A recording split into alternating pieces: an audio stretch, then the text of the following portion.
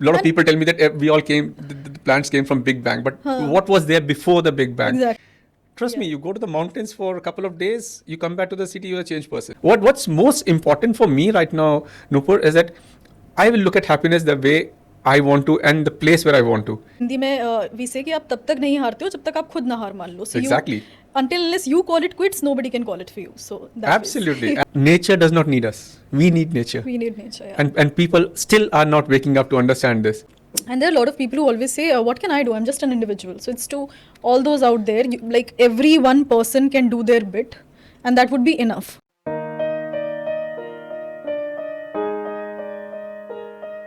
So personally, when I am in the mountains or in nature, I become all of a sudden very spiritual person. Like for me, it's my way of connecting with God or spirituality. Does that happen with you also?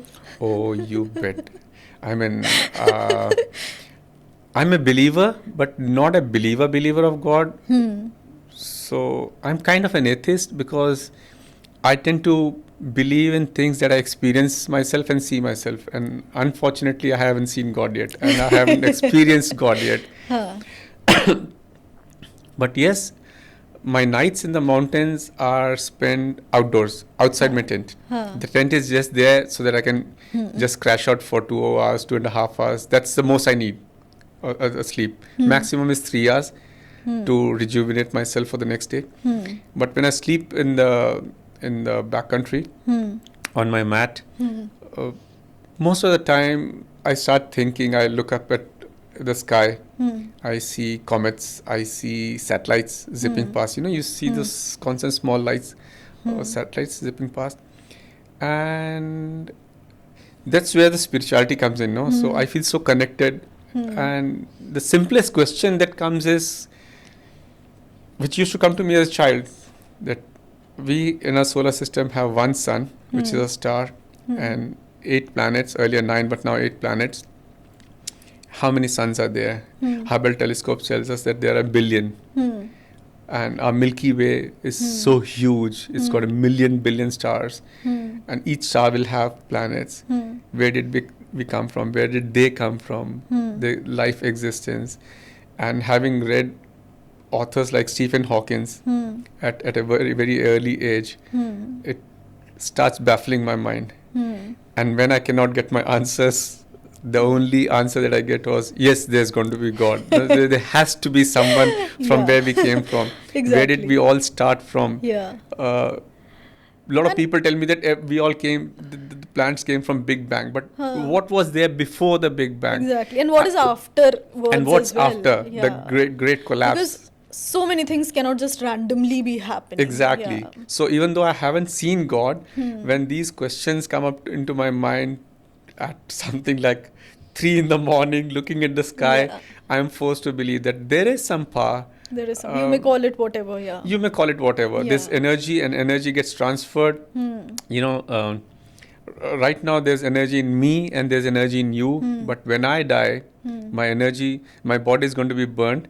So from the mass, that energy is transferred, right? So people call it soul, but whatever it is. So that's one point where spirituality in me awakens. And trust me, you go to the mountains for a couple of days, you come back to the city, you're a changed person. What's most important for me right now, Nupur, is that I will look at happiness the way I want to and the place where I want to. Yeah, exactly. At least for the next fortnight or a month, you're a changed person. Gradually, then the city overpowers you. City overpowers you, yeah. Because you have a job. Yeah. Just imagine this, you sitting in the forest next to a stream, the gurgling stream, softly rolling by and flowing past, birds chirping, there's wind and the ruffling of the leaves. Just imagine that, how beautiful it is. You have your little food, you have your water, you're here for 6-7 days, and that's what's happening on the next day and the 4th day.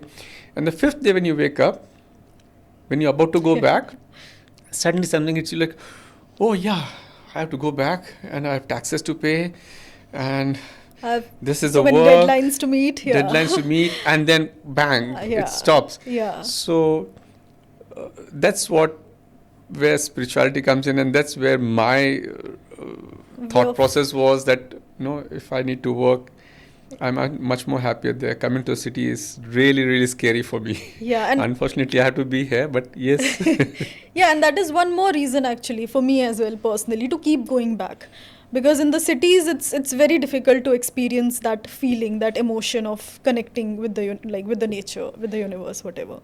So that's my big reason to keep going back to the mountains. Oh yes, cities have fast life. I mean, a person who has not been to a city would definitely like to come here and explore the giant buildings, the malls, big causeways, better means of communicating, connecting, traveling.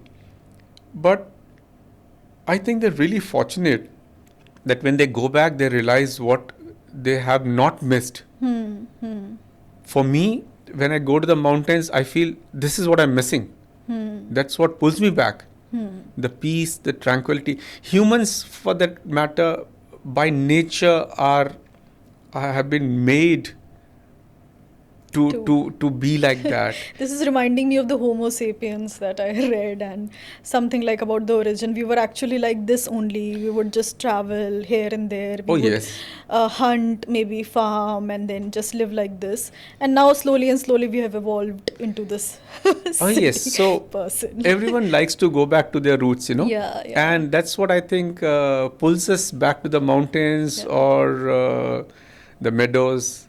That and you form memories of it, and when you're under too much of stress, and when you sit, you want to Just think back on those beautiful memories, and the best thing that comes to you is not that you've had a great birthday celebration or a movie. The best memories would come to you is, oh yeah, that waterfall was so beautiful, So by nature we are tuned like that to be connected with nature and places like that. Also, like whenever, like especially we're in mountains, trekking, hiking, whatever, we do realize that we don't need much to be happy. It's a very minimalist lifestyle. Like in our cities back in home, I need this, I need that, whatever. But in mountains, like just maybe some water, some food on time, and that's it. You are happy. Yeah, absolutely right. We take young adults from schools and colleges also on trips. Yeah. And most of our programs are experiential. The guest gets to experience a lot of things. So we recommend them not to get their music systems and all. Still, a lot of them get it. And on the first day, they tell us that they cannot live without it. They need their phones, they need their music, they need their tech things. So on the second day or third day, because we specialize in taking people to places which have got poor connectivity of electricity and network also, there's no network. So their phone is a dead piece of equipment that is weighing down in their bag. A lot of them complain to us that they have difficulty sleeping.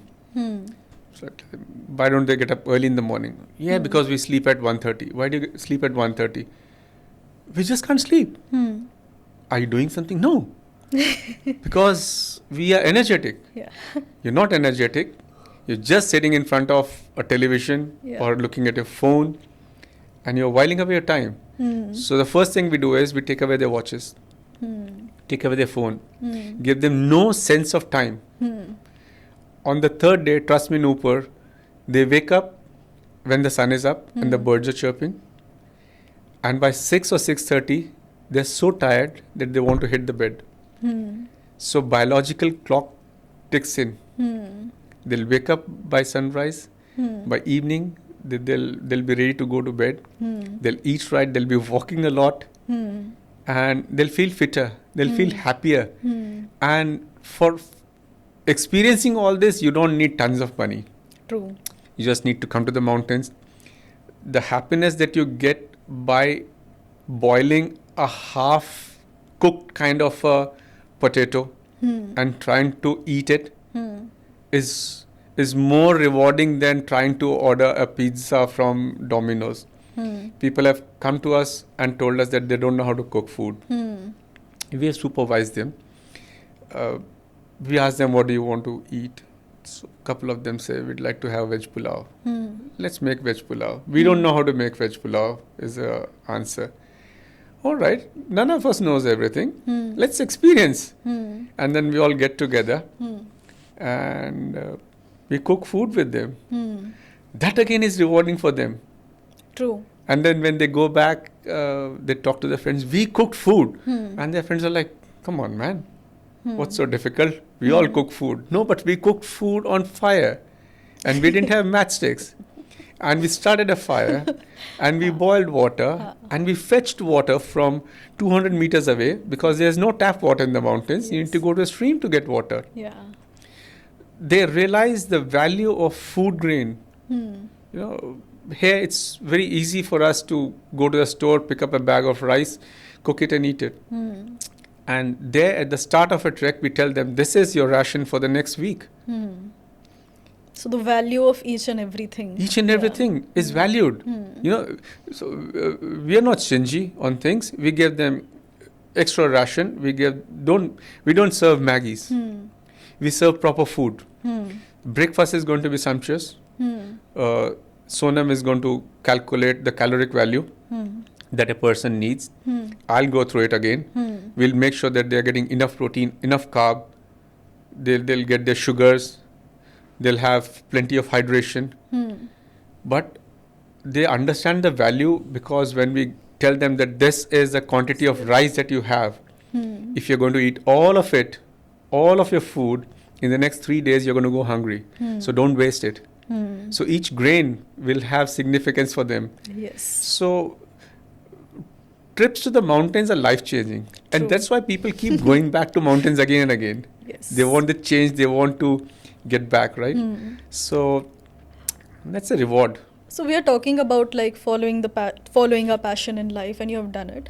In your opinion, like, why are people generally very scared of following their true passions today? Okay. So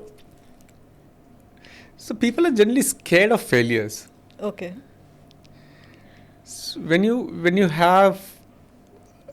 doing something, you know that pattern well.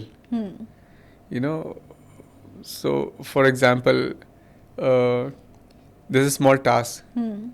and you learned it or someone taught you or you observed Hmm. that Hmm. and you learned that skill, right?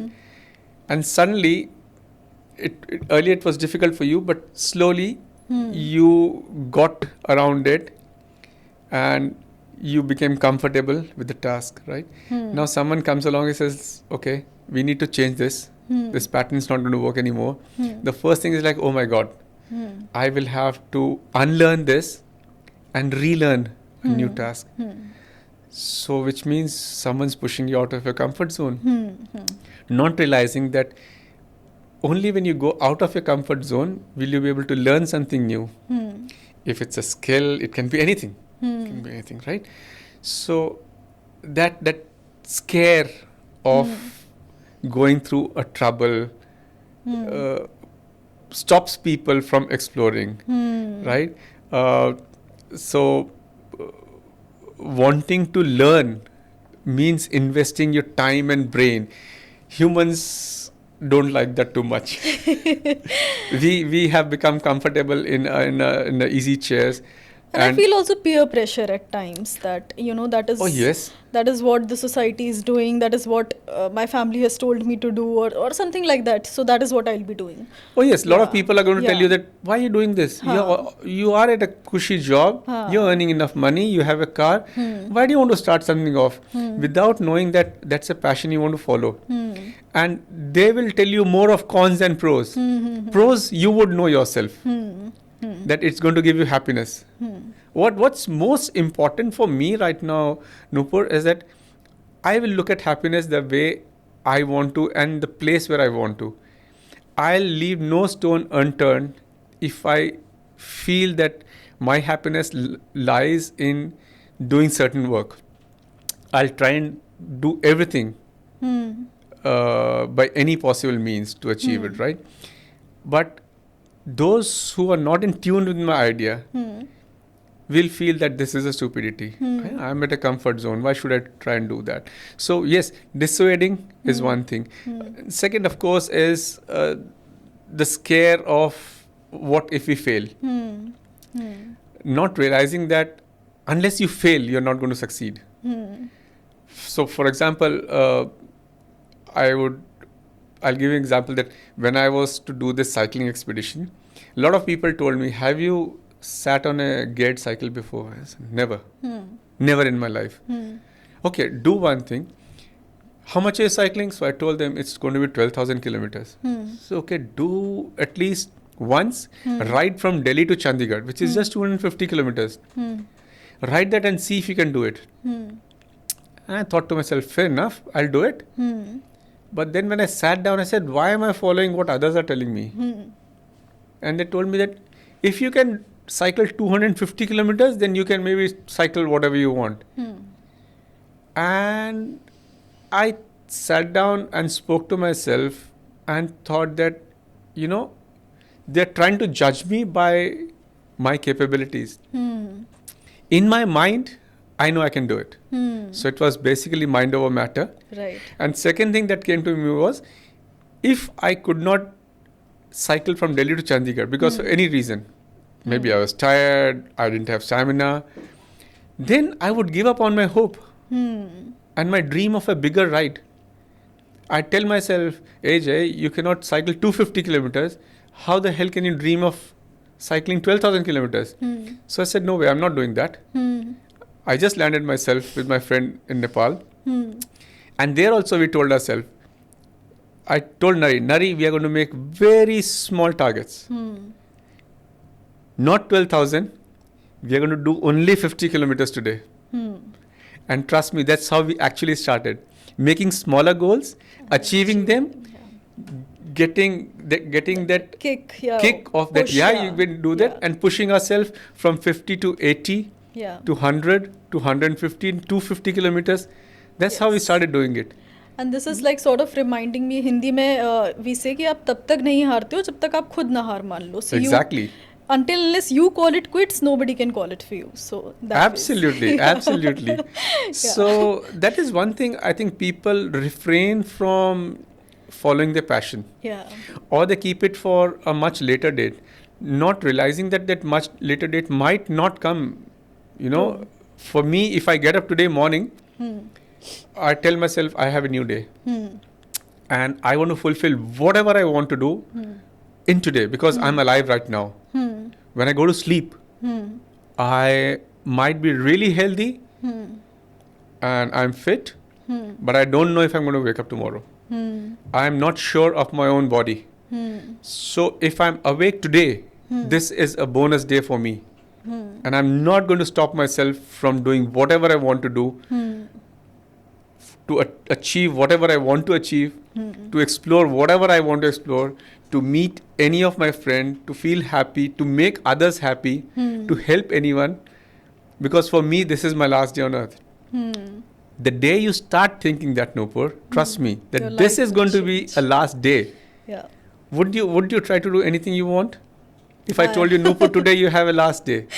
I think I'll go all out for my day and just do things which are really close to my heart rather than anything else. Exactly. Maybe if it's just spending time with my family, as small as that, but I'll do something which is very close to my heart. Which gives me happiness in the true sense. Yes. Absolutely. So this is what I tell myself, that this is the only day I have on earth. If I get up tomorrow, it's going to be a bonus. I'll do something more. But today, I want to fulfill all I have. I want to meet everyone I want to meet. I want to talk to anyone I want to talk to. I want to enjoy the delicacies of life. So that's the kick that I get out of this, and that's what propels me to do what I want to do.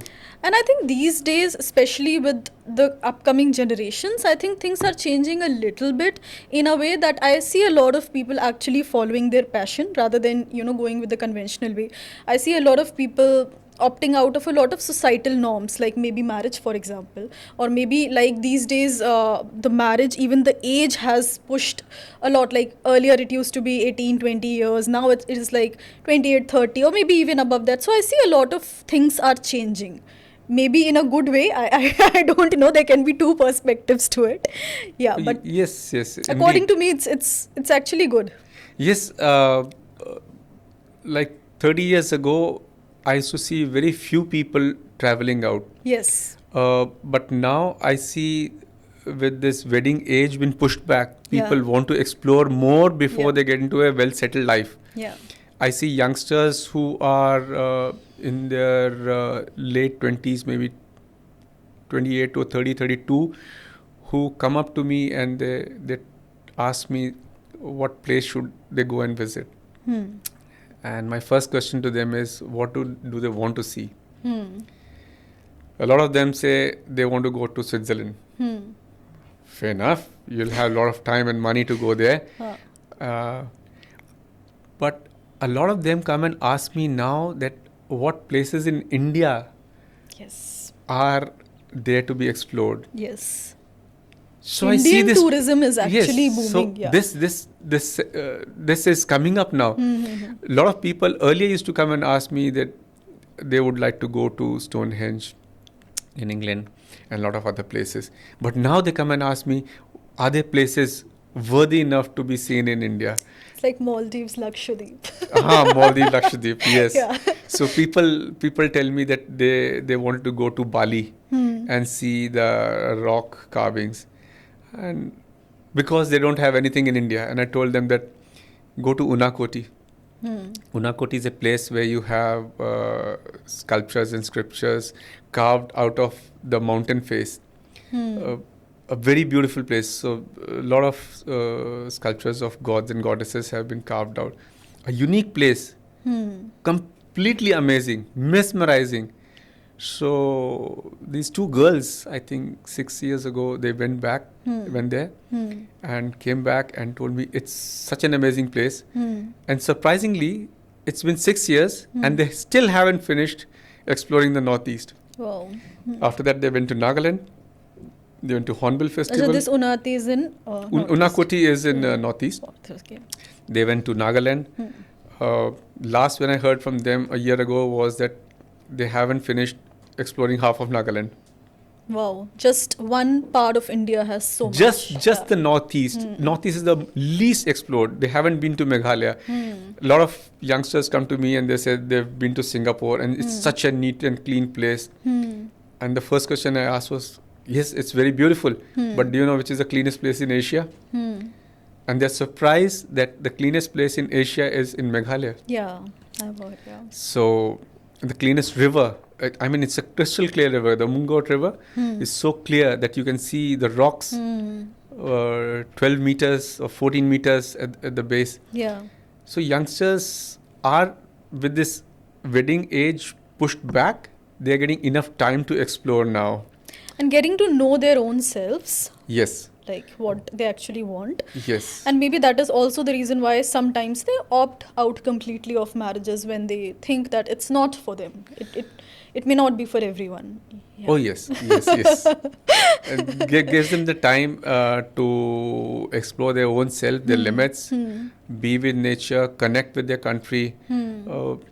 So yes, the change is happening, though slow, but yes, definitely it is happening. What I see amongst youngsters, when I say youngsters, is the primary school children, is that they're still too engrossed in their mobiles and the tech things. Yeah. I wish the schools talk that they want to take children out, and they have been, but I would love to see them engage in rough games and sports like we used to.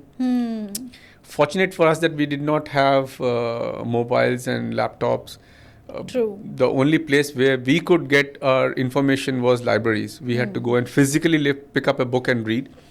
The only way we could enjoy was to play field games like hockey, football, and other games. We could socialize not through internet. We had to physically go and meet Yes. person. So that bond used to be very strong. So now technology is changing a lot of things. You can talk to anyone over the net. You can chat with them on WhatsApp. So these social values are changing. I wish schools encouraged every child, every grade to go out at least for a week. If not a week, at least for 3 or 4 days. They should have compulsory outdoor curriculum, which should be a plugged-in curriculum. What they read in the classes in geography or ecology, a child should be able to see it. If a child is reading about mountains, he should be able to see and experience a mountain. If a child is not just geography, if a child is reading subjects like physics, fluids in motion, what stops a fantastic teacher to take this class out next to a river and show him what fluids in motion are? A river flowing with a rock in the middle, yeah, that can be fluids in motion, right? So what's stopping the teachers now from doing this? How is it that the life in gurukuls was much better? So this fast changing life is causing its harm also, but I'm happy that a lot of schools have taken this up seriously. There has been curriculum plug-in. They're trying to teach trigonometry through the process of rock climbing. How do you ascertain height of a mountain? So not every child is book happy. A lot of children need examples to learn. And if all of them are paying the same fee, we feel that all of them should be able to understand and gain knowledge. And for that, I think outdoor is a very good medium to help them grow and become a wonderful human.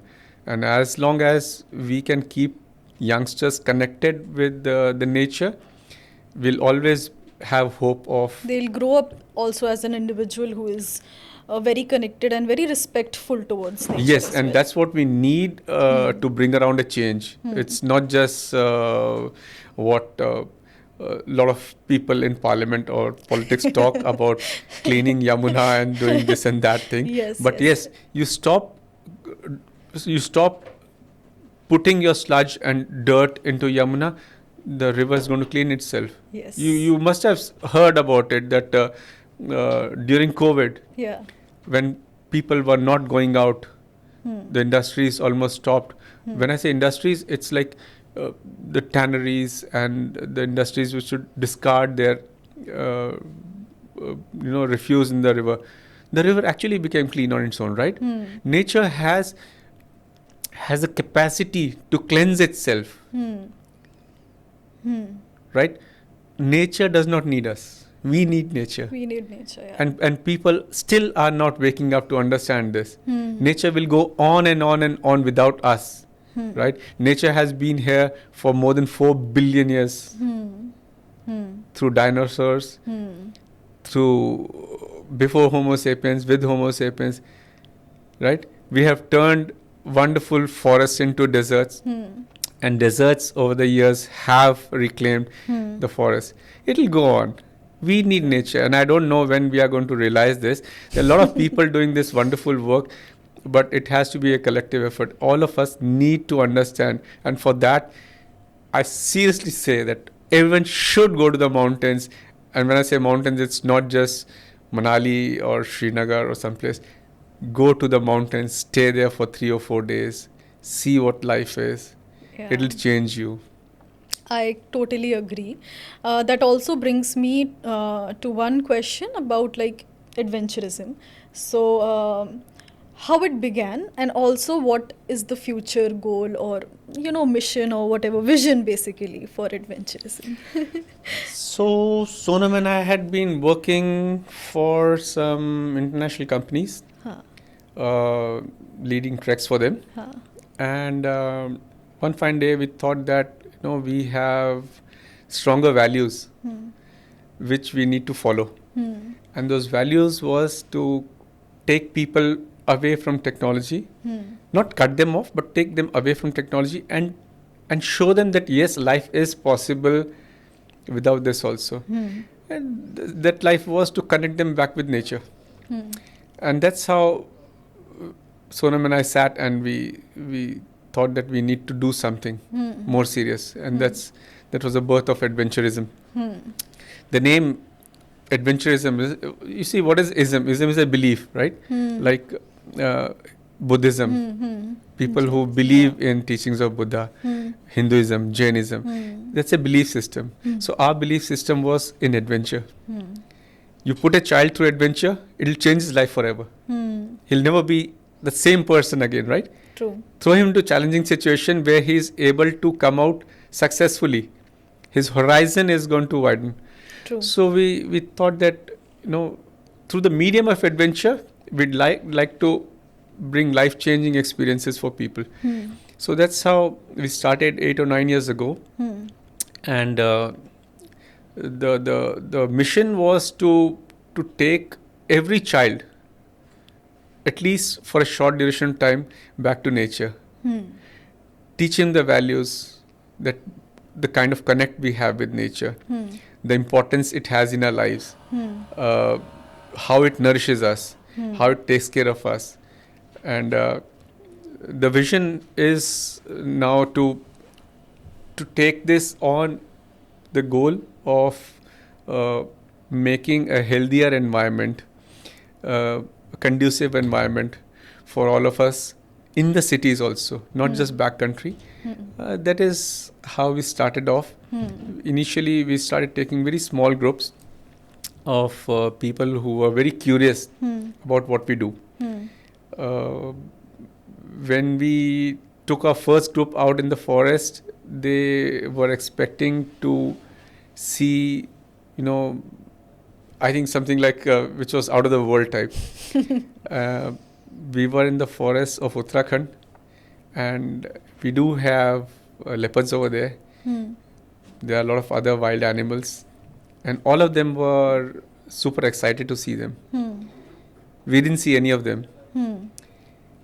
But I feel extremely happy that when they came back, and I asked them, on the last day, we talked to them about how the experience was. And almost all of them told us that they saw an animal. They didn't know that there was an animal called yellow-throated marten.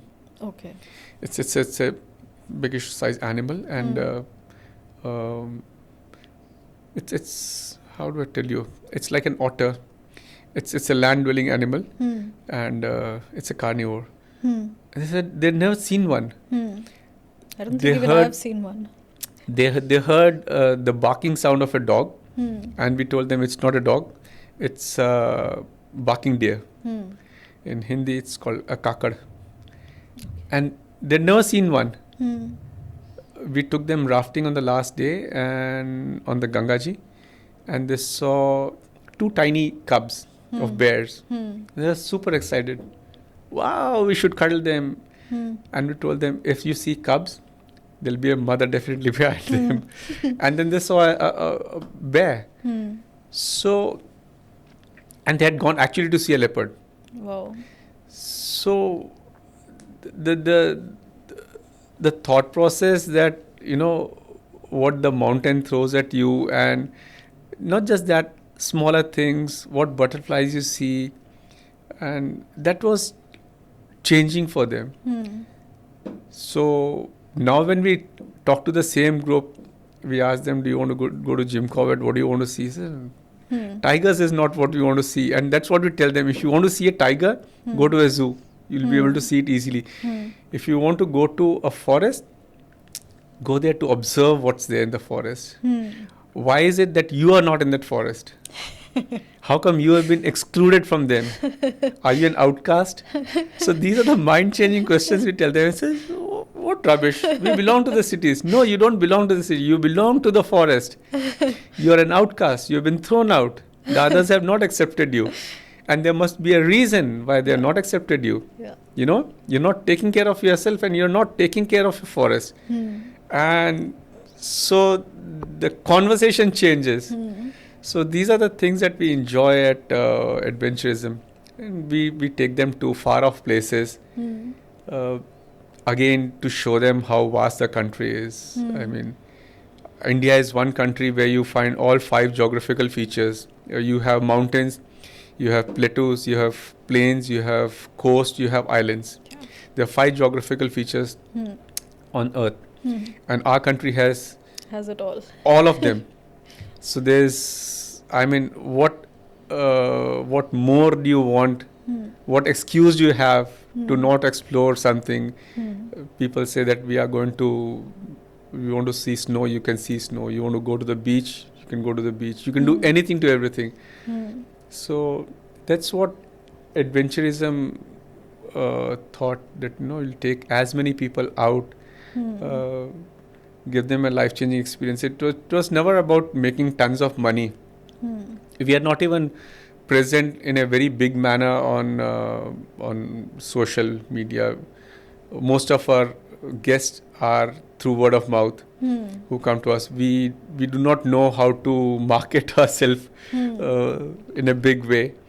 But the guests who come to us once, they either come back over and over again, or the other guests who come are by referrals. And Which this shows, is what shows a lot about the company. Yes, So, and that's what we do. We tell them that you don't need big amount of money to enjoy happiness. So we share happiness. We are not teachers. We share our experiences with them. And in Adventurism, if a group comes with us who have got youngsters, we teach them values that we learned from our forefathers. The significance of holding an ember, a coal ember close to you, so that the next morning you can start off a fire again with them. That gives a kick to youngsters, how to keep that ember alive till the next morning, because you want to light a fire, because we don't give them matchsticks and we don't give them lighters. They need to start a fire. And the biggest achievement that a group gets when they come with us is this: to fetch water, to start fire, to build your own shelter, to open up anything. For example, a can of baked beans. How do you open them up if you do not have an opener or a knife? You need to get around that. You don't have utensils, but you need to cook. Is there a way you can cook dough, wheat flour dough, over fire? Can you really cook chapatis? There are ways. It's just that we have started looking for conveniences and we keep forgetting the older ways. So that's what we share and teach at Adventurism. And that's our passion. So that's what keeps us going. Yeah. It sounds great actually, and I'm sure it will continue growing and reaching new heights. Okay, on that note, any sort of like final message to whosoever is listening to us on outdoors, nature, adventure? Final message. See, I'm not a preacher. I'm a very humble human who's fallen in love with this so-called third planet from the sun, the place we call Earth, which is our home. We've been here for millions of years, not actually millions, at least 60,000 years we've been on this Earth, and all the glory that we've had, all the wars that we've fought, all the discoveries that we've made has been on this small planet. And actually, if you were to go in space and you were to look back, we are just a small pixel. Yeah. It's a small pixel. Yeah. And tiny particle of dust, sort of. Exactly, a mote of dust floating, Yeah. And what surprises me is our inability to live conducively on this and to take care of our home. If your home is getting dirty, you'd clean it up, right? Wouldn't you? Or would you let all the garbage be there? So why keep our home dirty? I mean, why throw garbage around? Why not take care of nature? We all saw that during COVID, we wanted oxygen cylinders and we paid through our nose to get that oxygen for us. When nature is giving us free, why don't we care for it? I mean, is it that only when some value is put, monetary value is going to be put, will we start valuing things? So nature gives us everything. Take care of nature. People say we don't know anything about nature. So go out, take a step forward. As you said, just push your threshold, get out of your comfort zone, know about nature, know about things that care for you, keep you alive. Yeah. Take care of your home, take care of your nature, and the nature is going to take care of you. It's not a matter of me or you. What about the children who are yet to come in this world? When they'll grow up, they're definitely going to ask us, Nupur, that did you know that we were moving towards extinction of a lot of things? And if we say yes, Did you do anything about it? then they're going to ask us, did you do something? Yeah. When you know. Yeah. And we might not have the answer then. Yeah. So rather than our children asking us that question, we need to ask that question now. Yeah. Yeah? Yeah. So what should we do to save this earth, right? I'm just, as I said, And I'm for just a small people who person to say always, that, but we need to ask that question. All of us need to ask that question now. And there are a lot of people who always say, what can I do? I'm just an individual. So it's to all those out there, like every one person can do their bit. And that would be enough. But Oh you yes, have to start. look at our Yeah. friend, our dear friend Sonam Wangchuk from Ladakh. Oh man, I'm so inspired by him. He's such a wonderful person. He's the one who's built artificial glaciers. That's one person. A person can do a lot of things. I mean, he's such a kind-hearted soul, Sonam. I wish to meet him when I go to Ladakh next.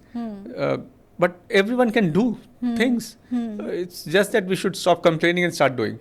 True. It might be a small step, but it's a step nonetheless. As they say, a journey of 1,000 miles Begins with one step. begins with one step, right? Yeah. So we need to take the step, else we'll be standing here itself. Yeah. So that's what we need to do. Great. So on that final message, I think we'll end the podcast, today's podcast here. I had a lot of fun shooting it. I don't know about you. Oh yeah, you bet. Thanks for having me over with POV. It was wonderful talking to you, Nupur. It's wonderful connecting with people who have similar thought process and who share their passion about nature and wildlife and mountains and the earth. Yes. Yes. Yes. And I think together we can make a change. We can. We will make the change. Thank Thanks. you.